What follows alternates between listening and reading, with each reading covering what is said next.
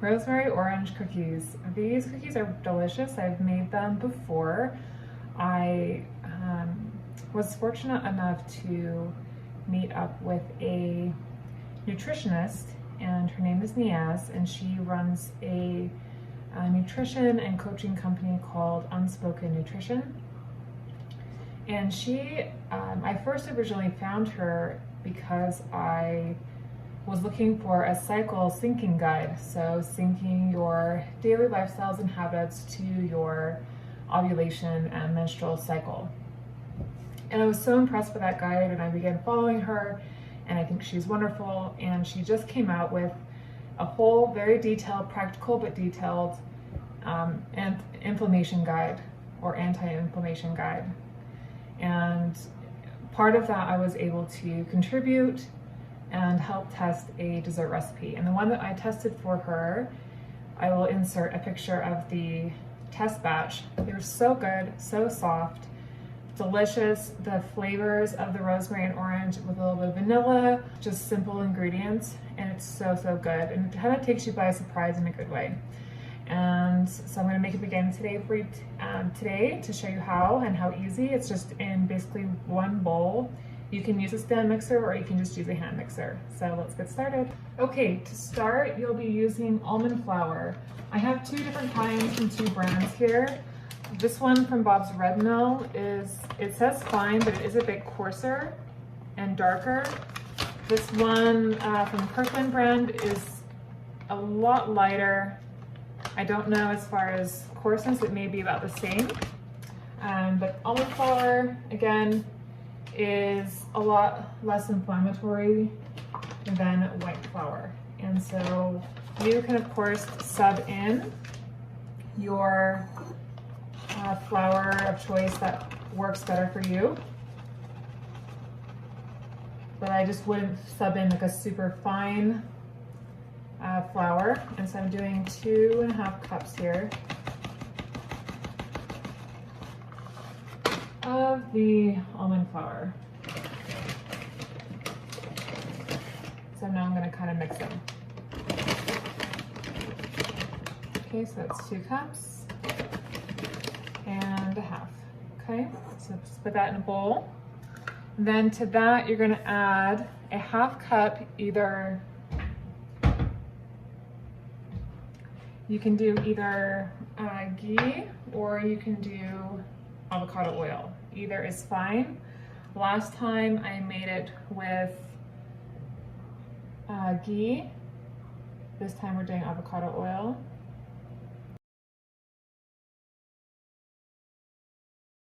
And we'll go ahead and stir that around. Give it a quick stir. Just till everything's incorporated. Last time I made this, I actually made it with my daughter, who is 8, and she did awesome. I love that it's just all in one bowl, and you don't need anything special or fancy, just a spoon and a bowl.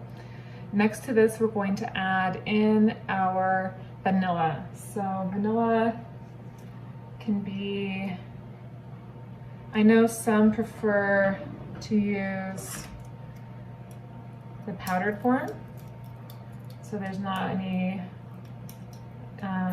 alcohol base in it. Some like the taste, some don't. I don't mind it. So I'll put in 1/2 teaspoon here.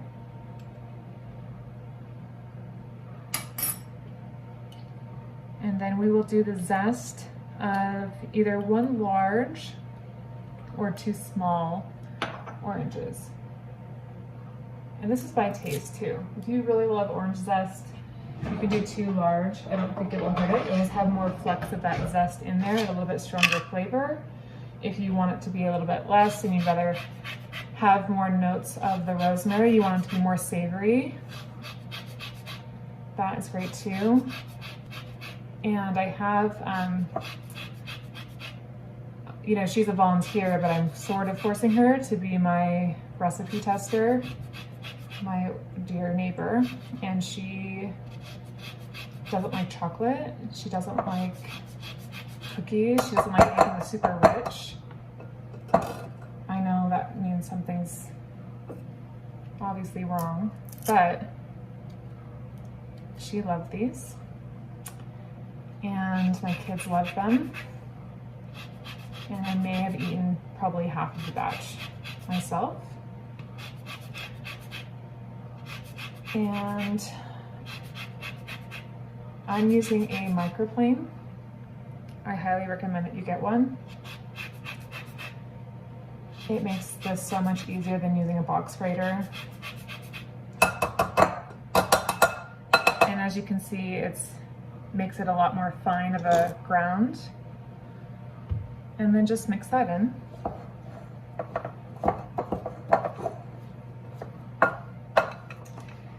Then we'll go ahead and get our rosemary. So I just plucked this from my bush outside. You want about 1 tablespoon chopped fresh. And I would use fresh always, but if you absolutely can't, let me know if it still turned out really good with dried. I'd be curious. So I don't know if you can see, yeah. So just chopping that, you don't want really big pieces. You just want a hint of it, you know, more similar to the size of the orange zest.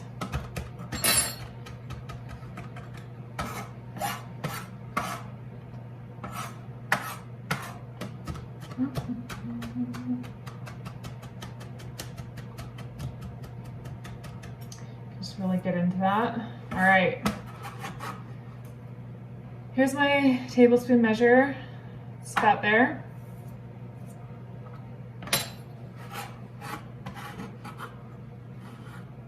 Okay. We'll mix that around as well. Next, you will put in your maple syrup. Recipe calls for half a cup. All right, and we just need to add some salt. So I always use kosher salt when I'm baking. I think the little bit bigger of the flecks is nice. Use whatever salt you have though. Whatever salt you prefer. Give it a stir.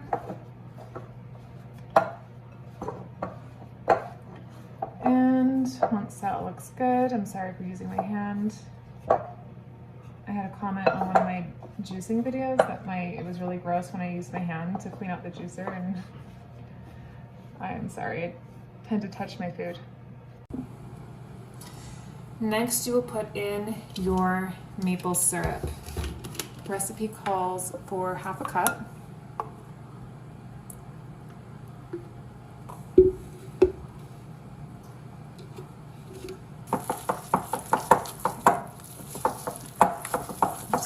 Give it a good stir.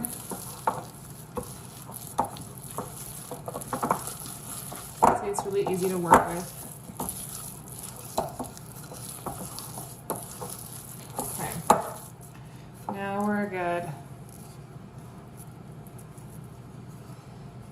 All right, cover that and put it in the fridge for 30 minutes, and then you will not have any issues with the cookies going flat, and they'll hold their shape really well.